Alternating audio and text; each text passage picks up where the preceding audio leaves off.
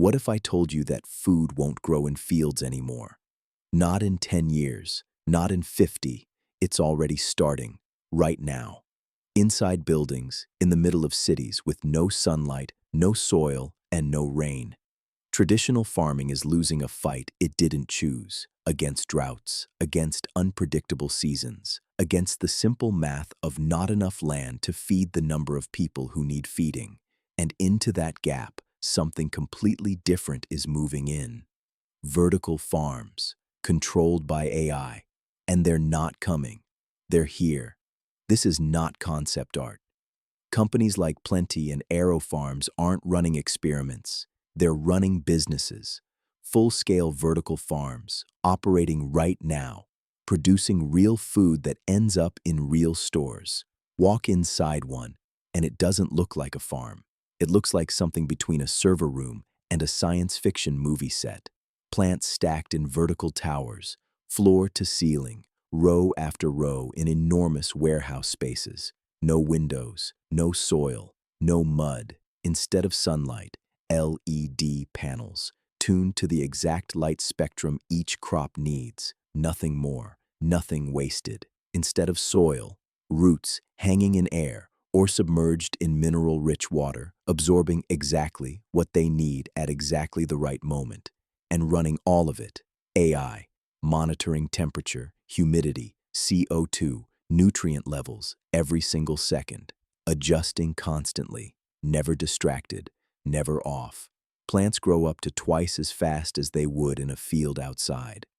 The numbers are difficult to believe until you understand the system.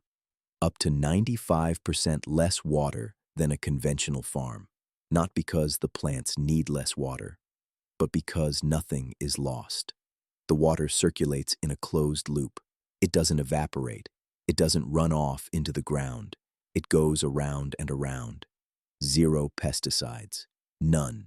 Because the facility is sealed and there are no pests, there's nothing to spray against. The problem simply doesn't exist inside, and location stops mattering entirely. A vertical farm can operate in the middle of Warsaw, or Chicago, or Singapore.